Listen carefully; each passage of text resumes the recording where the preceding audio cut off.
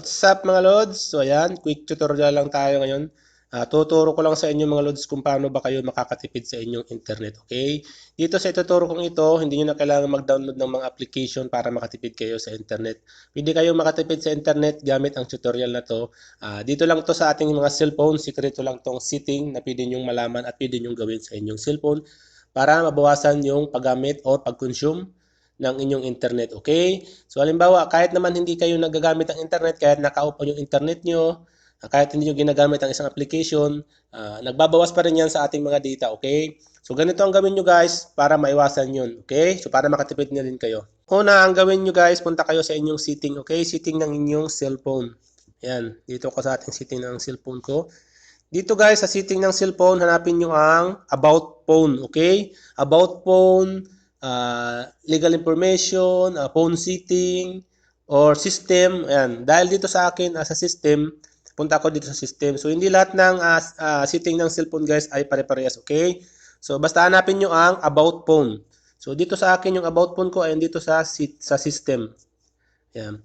Dito guys, sa About Phone, kung mapapansin nyo to guys na screen na to, wala siyang developer option, okay? So, ang gagawin natin guys, palalabasin natin ang developer option. Ang developer option na to guys, setting to at tinatago to ng mga mobile manufacturer natin, okay? Para hindi natin adjust yung setting na ginawa nila para sa ating cellphone. So, paano palabasin guys ang developer option? Ang gawin nyo lang, punta kayo sa About Phone, ayan. Click nyo itong About Phone. Dito guys, sa About Phone, iba-iba rin dito ang setting, okay?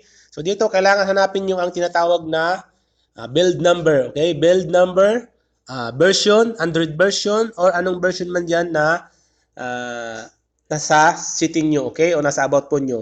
Kadalasan, build number ang nakalagay dyan. So, dahil dito sa akin, Lenovo ang gamit ko ito, andito siya sa Lenovo version, okay?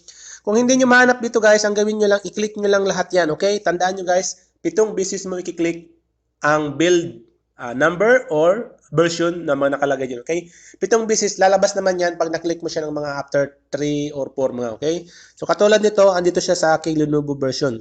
So, tingnan nyo guys, i-click ko siya ng 7 beses, okay? May lalabas dyan sa baba ng you are now a developer, okay?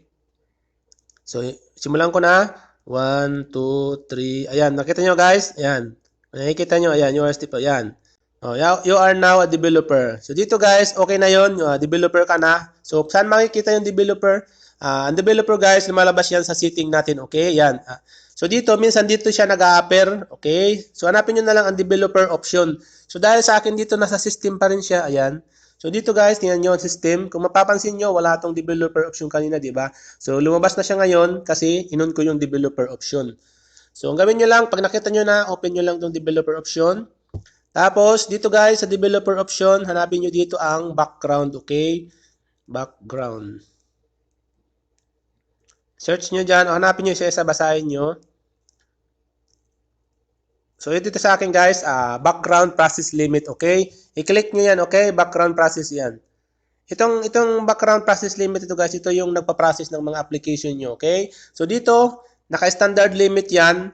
Ibig sabihin, lahat ng application mo dyan tumatakbo. Pag once na tumatakbo yung application nyo guys, means nag-consume yan ng data, okay? So, dito, kailangan natin siyang limitihan, okay? So, paano mo siya lilimitihan? Ang gawin mo guys, ilagay mo dito sa no background process or at most one process. At least one apps ang process niya, okay? So, dito, ilagay nyo lang sa no background process. O, yan. Tapos, dapat guys, tandaan nyo, laging naka-on ang developer option nyo, okay?